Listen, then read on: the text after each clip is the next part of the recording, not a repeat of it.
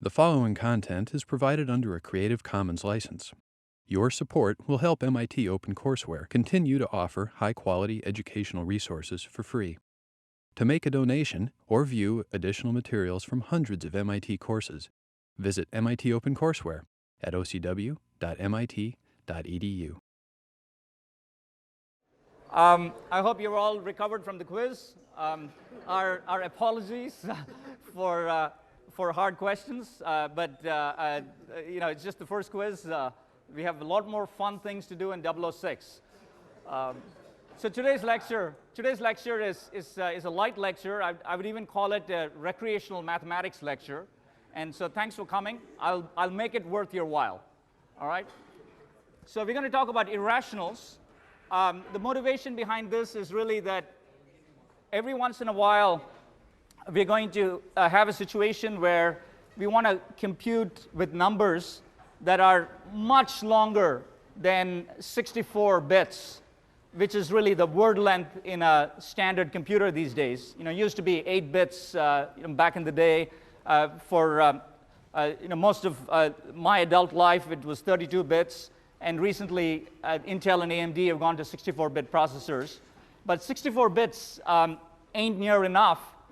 If you want to do what's called high-precision computation, you want to find precisely the weight of a neutrino, if you're a physicist, for example. And that you're talking about literally 100 decimal digits, which is obviously much more than 64 bits. And that's just one example. So what happens if you want to compute the square root of 2 to 1 million digits, or pi to 10 million digits? How do you do that on a computer? So that's what we're going to do for this module, which is a short module on numerics. We'll have a lecture today and another one on Tuesday, telling you about techniques that use, among other things, Newton's method to compute irrational numbers, as one example, to arbitrary precision.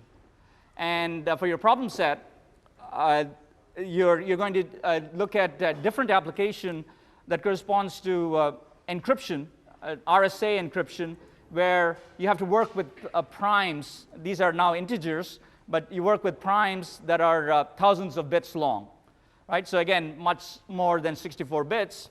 And so you have to think about how you're going to multiply numbers that are thousands of bits long, how you're going to divide numbers that are thousands of bits long, and that's really the purpose of this module. All right? So let's start off by talking about irrationals. And Pythagoras, whom I'm sure you've all heard of,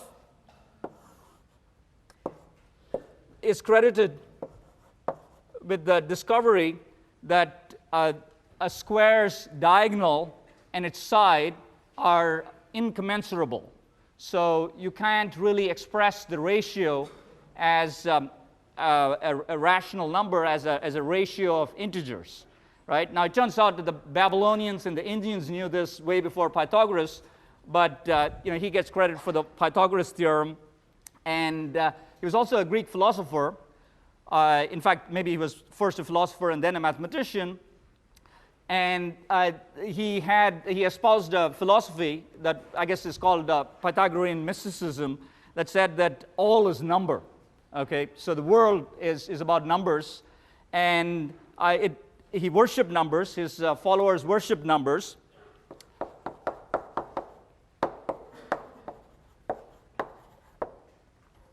And the problem here was that he didn't really like the square root of 2 because he couldn't express it as a number, or what he thought of as a number, which was 1, 2, 3, etc., the integers, whole numbers. So he called this ratio speechless. Now, something that he really couldn't explain. Okay, and irrationals were actually considered a threat to the mystics. Because they couldn't really explain, what square root of 2 was. They'd try and measure it, and they wouldn't come up with the right answer, because the next time around, it would be a little bit different if they did things a little more precisely or not so precisely, and it bothered them no end. And so they tried to find patterns in irrationals because they considered them a threat. And they obviously didn't find patterns. But imagine if we could actually find patterns, right? I mean, that would be a really big deal, right? It'd be better than P equals NP, if you know what I mean. If you don't, it doesn't matter. So that's another motivation for high-precision arithmetic. Let's try and find patterns in irrationals. If you go to millions and trillions of digits, maybe it's just a matter of time before we discover that there's no such thing as irrational numbers. Okay, who knows, right? So let's do that for the rest of this lecture. Let's try and figure out how we're going to compute irrational numbers, or things like square root of 2, to arbitrary precision, so we can go play around, and we'll give you some code and you can play with it. So if you look at square root of 2, I'll just put this up here.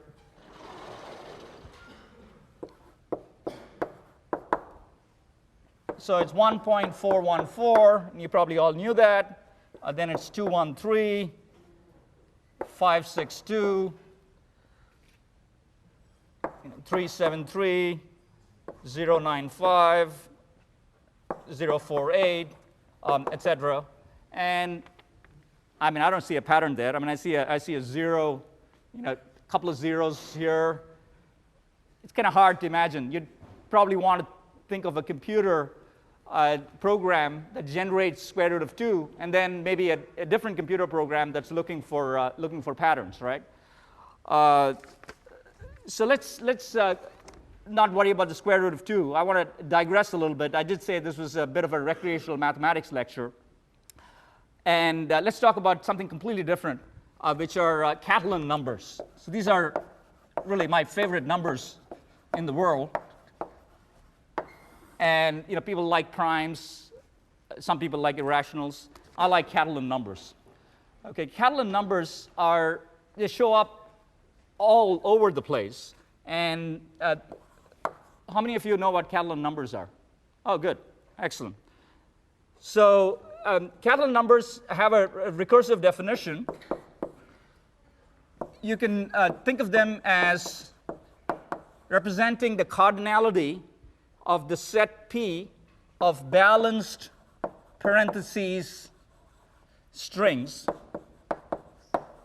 And we're going to recursively define these strings as follows. We're going to have lambda belonging to P, where lambda is the empty string.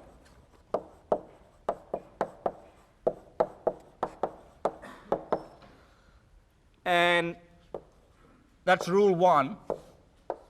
Rule 2 is if alpha and beta belong to P, then I'm going to put a paren, open paren on alpha, close paren, and then beta, and that belongs to P.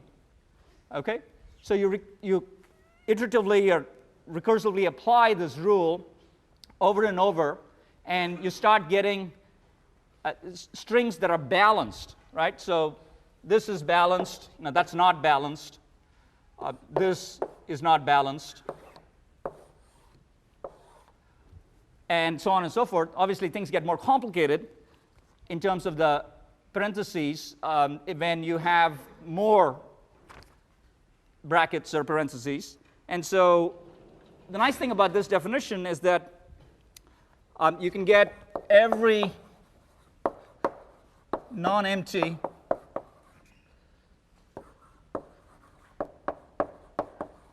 balanced paren string via rule 2 from a unique alpha beta pair. So as an example, suppose you want to generate the string that looks like this. So that's a little more complicated than the strings we've looked at so far. Then you obtain that by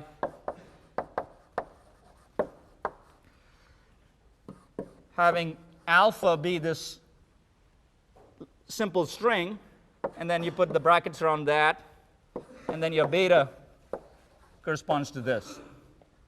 right? So now alpha and beta were previously generated. So if you apply rule 2 to the empty string, with alpha being the empty string and beta being the empty string, then you get this thing here. And obviously you could get beta by setting alpha to be the empty string and beta to be this string that you just generated, and so on and so forth. Okay? So you just keep going, and the strings get longer and longer. The cardinality of the set gets bigger and bigger, and those are the Catalan numbers. Okay? And so this is a non-trivial question, which is I'd like to enumerate the Catalan numbers and compute and get an analytical form for the cardinality of the set. And that's really what the Catalan number is. It's the cardinality of the set.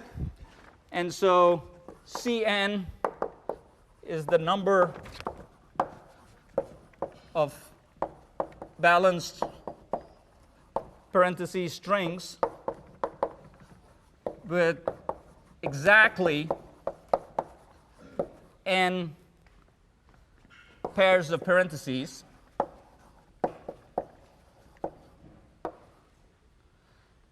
and I have C0 equals 1, which is my base case, right? And that's just setting, it's an empty string. So I'm going to say that the empty string is a string, and that's just setting up the base case. And now I want an equation for Cn plus 1. And I need to use the fact that I can get Cn plus 1, a particular string that belongs to this set where I have n plus 1 parentheses, in a unique way from a string I've previously generated that was part of either the set that had n parentheses, or it was combined using strings where alpha was in some set that was maybe generated a while back with a small n, or something that's significantly smaller than n, and another thing that was generated, a beta, that was generated later, or maybe at the same time, etc. So can someone tell me what an equation would be for Cn plus 1 based on the Ci's that are less than n?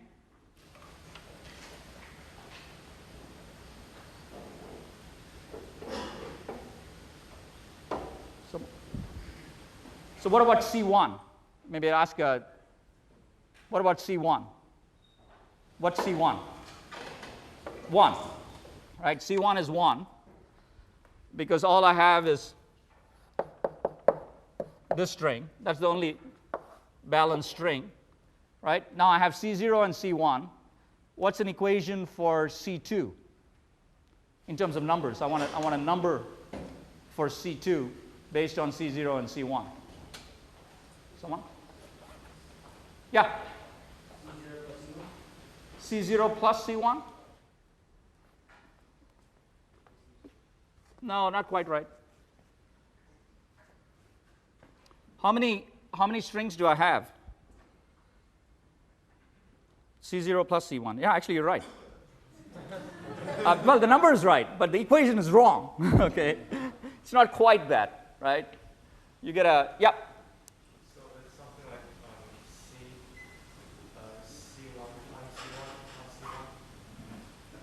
C1 times C1 plus C1. yeah. I think you want to use the C0. Okay, C0. But that's not quite right either. Someone else. Yeah, okay, you.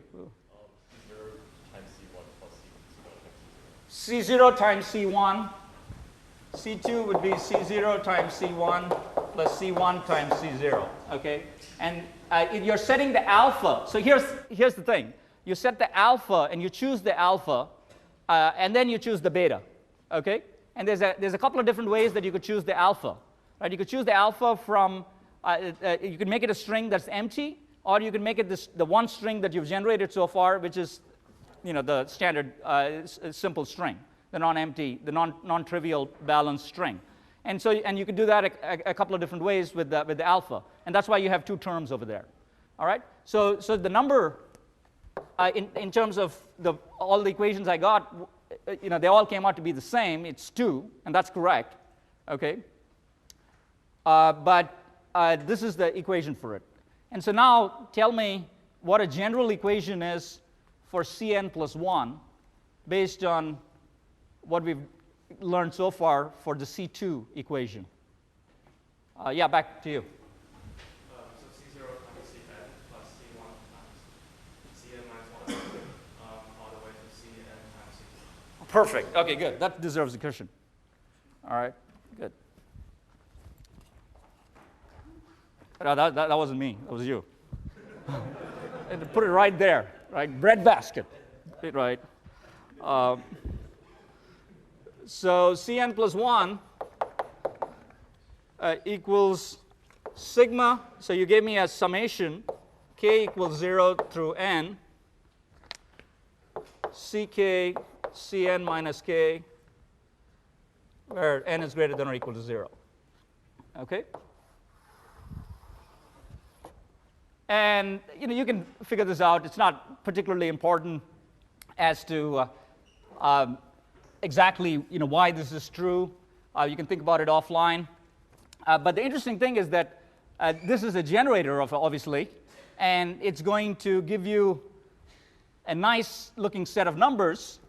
And I came in early and and wrote the Catalan numbers up on the board, going from C0, C1, C2, etc., just in case you ever see these numbers in real life, right? Or when you're writing computer programs, or you're driving on the road, the next time you see a license plate 4862, turn around and tell your mom or dad, hey, that's the Catalan number, right?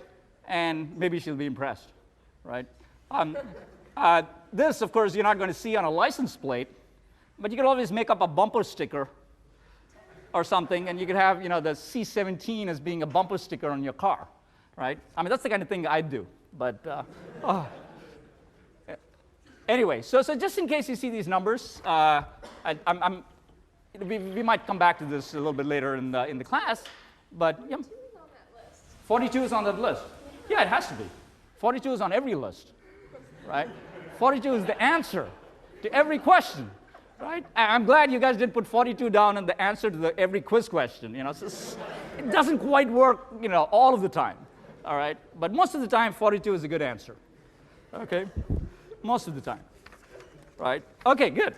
All right. So let's get down to business, right? So we talked about Catalan numbers. Is the digression. If you see them, you'll recognize them, I think. Let's talk about how we could compute. Let's go back to irrationals and talk about how we could compute square root of 2 and other things to arbitrary position. So what I want to do is to talk about Newton's method.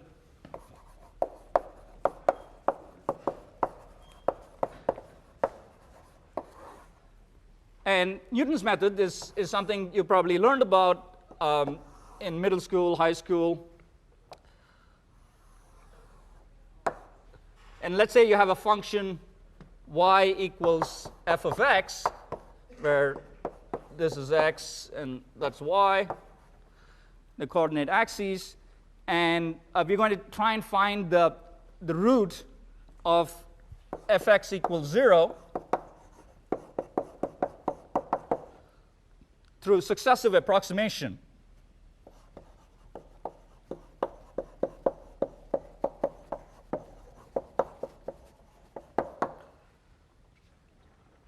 And for example, we might have f of x equals x squared minus a, right? And if a is 2, then you're trying to use Newton's method to find the root, and you're going to end up with trying to compute square root of 2, or plus minus square root of 2 in this case.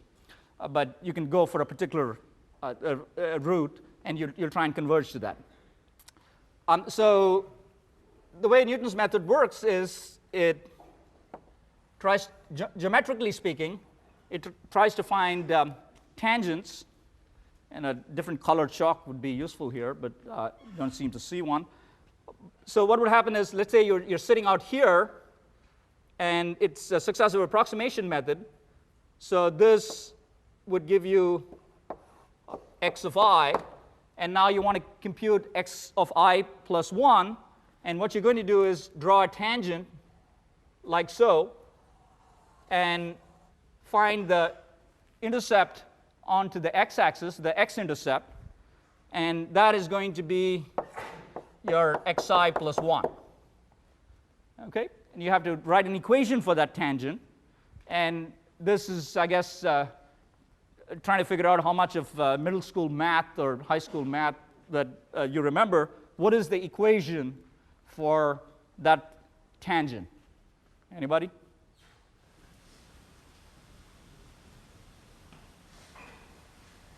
The equation for that tangent. What do you do in order to compute that tangent? Give me a name. Derivative, thank you. So what's the equation for that tangent?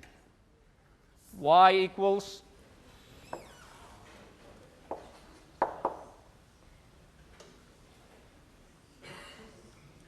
someone? It's a good thing your middle school, high school teachers aren't here, huh? Not you. You already got a cushion. Someone else? Someone else? All right, I'll start giving you some hints here. F of xi plus f prime xi. Thank you, thank you. All right, you get a cushion. I'm getting whatever it takes, you know. Here you go. Yeah, that was left-handed, by the way. I'm actually right-handed, as you know. Right. So what do we have here? So we have f prime xi.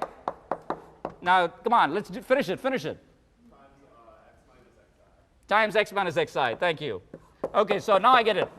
You thought this was too simple a question. You guys were insulted by the question, so that's why you didn't tell me what it was. At least that's what I'm going to pretend to make myself feel better. So y equals f of xi plus f prime xi, which is the derivative of f evaluated at xi times x minus xi. That's the equation for the line. Okay, and that's essentially what we have to do to compute things like square root of 2, which is iteratively apply Newton's method. The only problem is, this is all good in theory, that we can do, take that equation and turn it into xi plus 1 equals xi minus f of xi divided by f prime of xi. Okay. And if you end up doing f of x equals x squared minus a, then you have xi plus 1 equals xi minus xi squared minus a divided by 2xi, which is the derivative of x squared minus a, evaluated at xi. And finally, you get this equation, xi plus a divided by xi divided by 2. Okay? So it's fairly straightforward. Xi plus 1 equals xi plus a divided by xi divided by 2. And if you look at this, remember that a is typically a small number. I mean, it's 2 in this case. If you're computing square root of 2, it may even be an integer, maybe a fraction. But you have to do a division here. Okay? And remember that since we want to compute things to millions of digits, potentially, these numbers, the xi numbers, are going to have millions of digits, right? And so if you end up running this Newton method on a equals 2, then if I simulate what happens without worrying about the implementation, then this is what you'll get.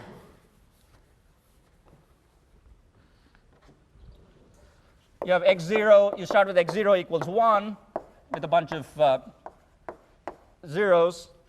X1 equals 1.5 with a bunch of zeros, etc. And then x2 equals 1.41, 6, 6, 6, etc. That goes on. And when we're not talking about fractions here, we're talking about floating point numbers, or integers with a certain amount of precision. So you've decided that you want to compute this to d digits of precision, where d may be 1,000,000. And so you really here you would have a representation that's 1,000,000 digits long, that where basically everything is 0, and here everything but 1 is 0, or maybe a couple if you count the 1 here. And here you have all these 6s here, and so on and so forth. And you keep going, and you get x2 equals 1.4142, 15686. And I want to write one more because I want to point out something that's important. 1.4142, 13562. And what's nice about this, if you go compare it with what you have up there, is that you have quadratic convergence using the Newton's method. Okay, and what do I mean by that? Well, quadratic convergence is a nice property. It's much better than linear convergence. Linear convergence would mean that you get an extra digit of precision for every iteration. Okay, so in this case, actually, a quadratic is better. Okay, usually we think of quadratic algorithms and we kind of throw up.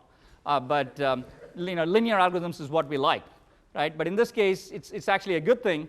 You have this quadratic rate of convergence where the number of digits that are correct doubles with every iteration, as you can see.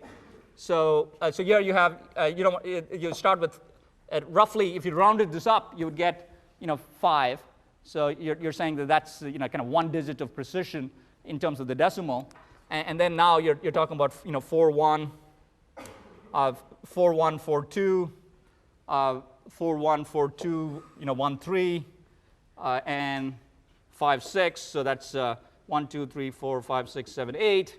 So that's 8 digits of precision here, 4 here, and so on and so forth. Okay, so that's nice. That's why the Newton's method is actually used in practice, because the number of digits doubles. Digits of precision.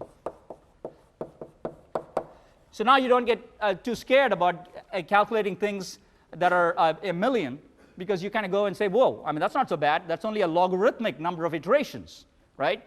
It's not like you have to run for 1,000,000 iterations. You go 2, 4, 8, 16, and now that exponential helps you. The geometric series helps you. Okay? So that's the nice thing about the Newton's method. You haven't quite told you how we're going to compute the most important thing here with respect to a divided by xi. Right? So this is just additions. You can imagine that if you have long numbers, you'd end up doing addition fairly straightforwardly, because you only have to worry about one carry, right? And so you go off and I'm sure you've added up numbers that are tens, if not hundreds of digits long. But I'm guessing you haven't manually multiplied numbers that are hundreds of digits long. And if you have, I'd be impressed, though I won't believe your result. But that's something that is kind of a painful thing to do, and so that's why we need computers. And that's multiplication. And has anybody divided a 100-digit number by another 50-digit number? No, right? So you need computers. Okay, so we got to be able to do that division there, a divided by xi, using computers. And so that's really the purpose of this in the next lecture. We're only going to do high precision multiplication here, and try and see what an algorithm would be for high precision multiplication, because what we're going to do is essentially take the reciprocal of 1 over xi and then multiply that by a. And we need division is going to require multiplication. You don't really see a multiplication there other than a times 1 over xi. And you can say, well, do we really need multiplication? Well, the answer is the division algorithm that is used in practice, and most division algorithms have multiplication as a subroutine.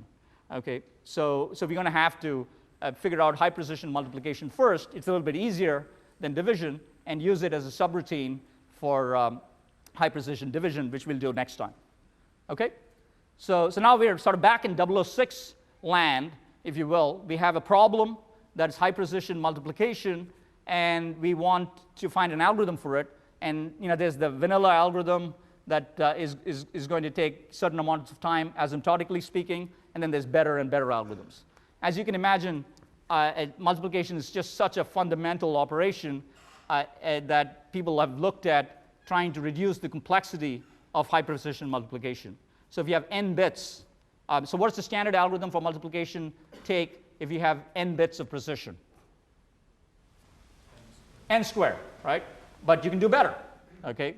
And people are, work on it. You can do fast Fourier transforms. We won't quite do that here. If you take 6046, you'll probably learn about that. But we'll do a couple of algorithms that are better than the order n square method, okay? And we'll do one of those today.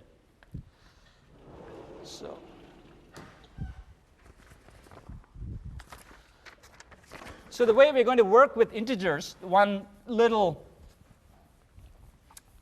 point that I need to make before we move ahead here is generally we're going to say, for the purposes of 006, that we know the digits of precision up front. Okay, so if we want d digits of precision, maybe it's 42, maybe it's 125. In the case of your problem set in RSA, we're going to have 1024-bit numbers, maybe 2048. So we know d beforehand, right? And so what we want is an integer which is 10 raised to d times square root of 2 of floor, and which is essentially the same as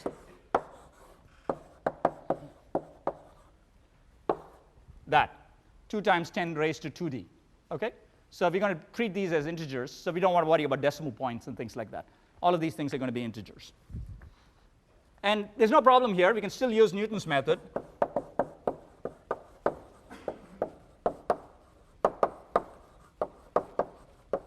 It just works on integers. And let's take a look at how we would apply Newton's method in standard form.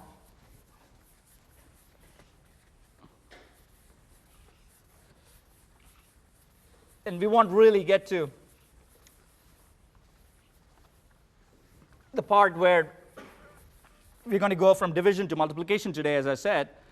We're just going to look at how you can multiply two numbers.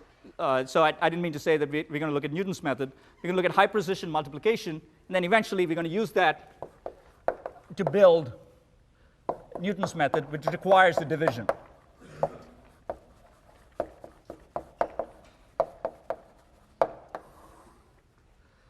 So I have two n-digit numbers.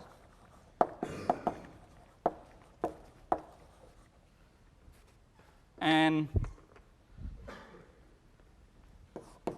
the radix could be, the base could be 2, 10, normally, doesn't really matter.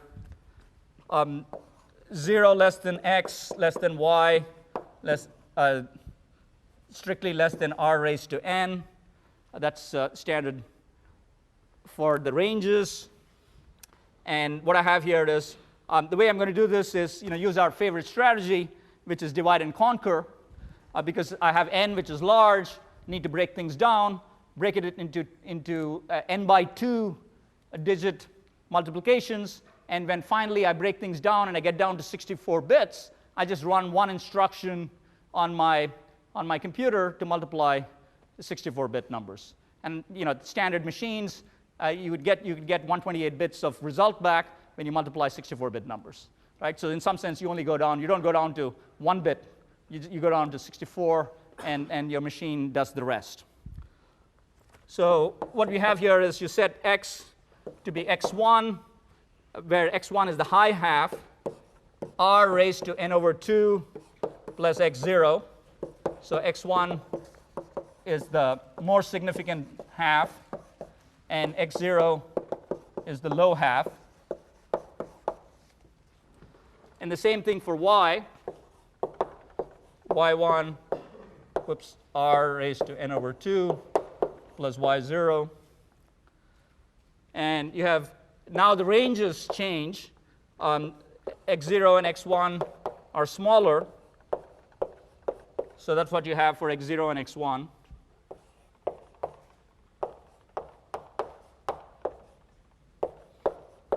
Same thing for y0 and y1.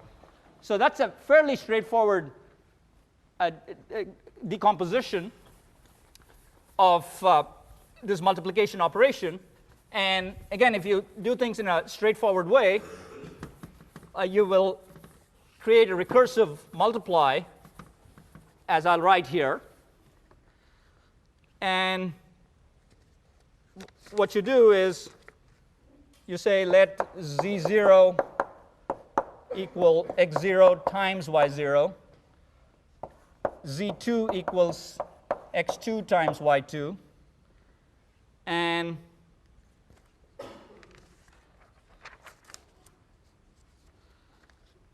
I missed z1, but z1 equals x0 y1 plus x1 y0.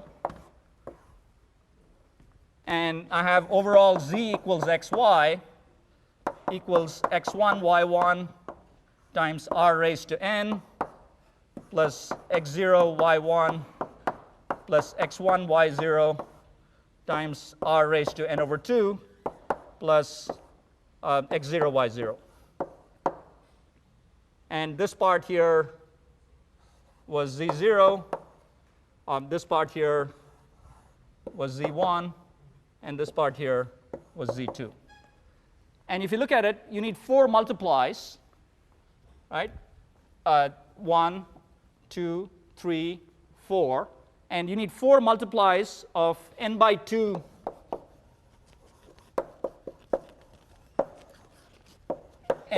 digit numbers.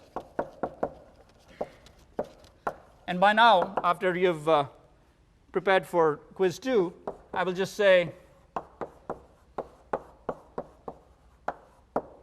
that it will take theta n square time, okay? Because your recursive equation is Tn equals 4t of n over 2, okay, plus the linear time that you take for addition. So this is Tn equals 4t of n over 2 plus theta n, okay? And you're assuming that the additions here take linear time. All right? So that's how you get your theta n square algorithm.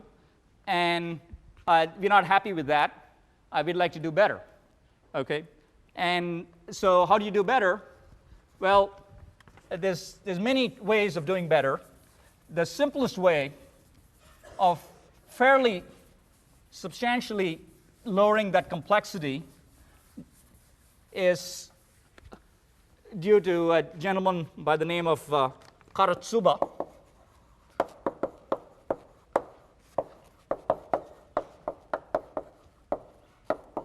This is one of those things where if you were born early enough, you get your name on an algorithm. And what happens here is, using the z's that I have out there, you essentially say, look, I know z0 equals x0 and y0.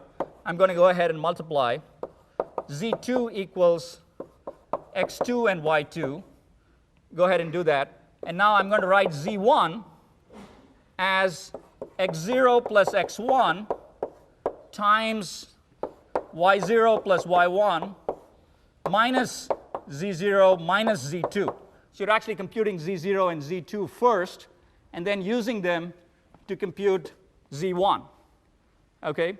So someone tell me why this is interesting, and just take it all the way to the complexity of an algorithm. What is, explain to me why this is interesting and why Karatsuba's algorithm has, I'll give it away, a lower complexity than theta n square, but tell me what it is. Right? Someone other than you? Someone way at the back. Yep, out there. N raised to Log base 2 of 3. That's exactly right. And why did you get that? Explain to me how you got there. You're using 3 products. That's right. So first insight is that we're only doing 3 multiplications here. Additions are easy. And we're doing 3 multiplications as opposed to 4. Okay? So tell me how that equation changed of Tn. Tn equals 3 times T of n over 2 plus theta n. Okay? Because you're doing 3 multiplications rather than 4. Multiplications are the complicated operation. Divisions are even more complicated. But additions are easy, and you can do those in linear time. Okay? For n digit numbers. And so if you do that, and then you go off and you say, well, that tells us that Tn equals theta of n raised to log 2 of 3, which is, by the way, theta of n raised to 1.58, roughly speaking. And I do not want to compute that to arbitrary precision, though I could. Okay, but that goes on and on. Why don't you grab this after you're done?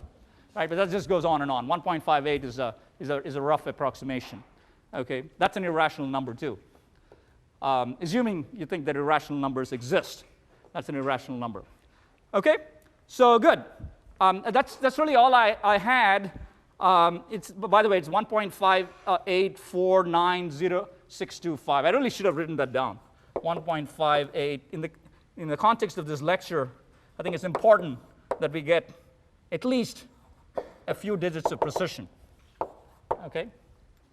Now you can imagine that you could do better than this, and it turns out that we'll talk a little bit about this next time.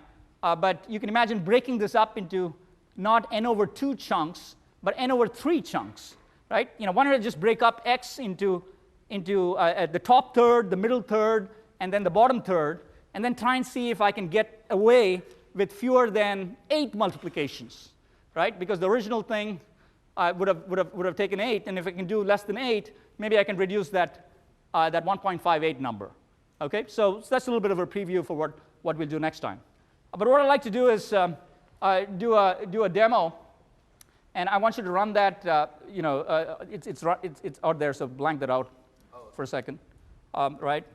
What I'd like to do is really look at it a different problem than square root of 2, and show you a demo of code that Victor wrote that computes this particular quantity that you would argue is irrational to arbitrary digits, though we'll probably only go up to about 1,000 or so today. And we'll just look at root 2 is kind of boring, right? It's been around for a while. Let's go back and remember high school geometry. Okay, so I think your high school teachers would like this lecture. Nice little review. So what is that? Well, that's supposed to be a circle. Okay, in case you had forgotten, right? That's supposed to be a circle. Okay, and the circle here is a really big circle. Okay, it's 1 trillion units long. All right. I'm into big numbers today. Okay, big numbers. All right, and the center of the circle is C. Okay, C for center. That is what's called a radius, in case you'd forgotten. Okay, and that's B, and this is also a radius. Okay, and that's A. All right, and what I'm going to do is I'm going to drop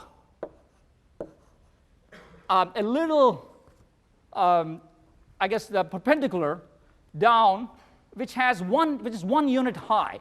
So the way that this is structured is that this is 1 unit high. This obviously is, someone tell me what that is. CB. 500 billion, right? That's 500 billion. And obviously CA is 500 billion, right? And if I call this D, somebody who remembers high school or middle school geometry, give me an equation for AD, and that's definitely worth the cushion. Okay? So what's an equation for AD, guys? Yeah, go ahead. The radius at trillion minus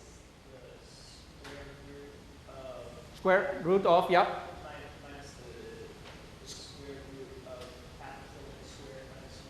Perfect, perfect. Okay, good. So AD equals AC minus CD, and that is going to be $500 billion. Okay, that's 500 billion. You know, that's a little bit less than bailout money, but you know, it's close. 500,000 minus square root of 500. This, when you start squaring this, of course, now you're in real big money. But 500,000 square minus 1. Okay, so forget the square root of 2. You can put the screen down. So is it on, the projector? It's on, it's just muted. Okay, you can turn that on.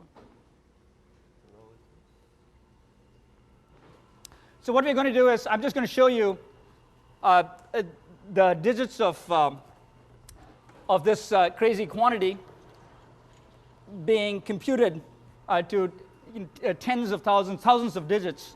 And you'd argue that this is something clearly that isn't a perfect square, right? I mean, you took a perfect square, subtracted 1 from it, and so you have an irrational quantity that's going to go on. And let's see what numbers, what it looks like, right? Okay? So.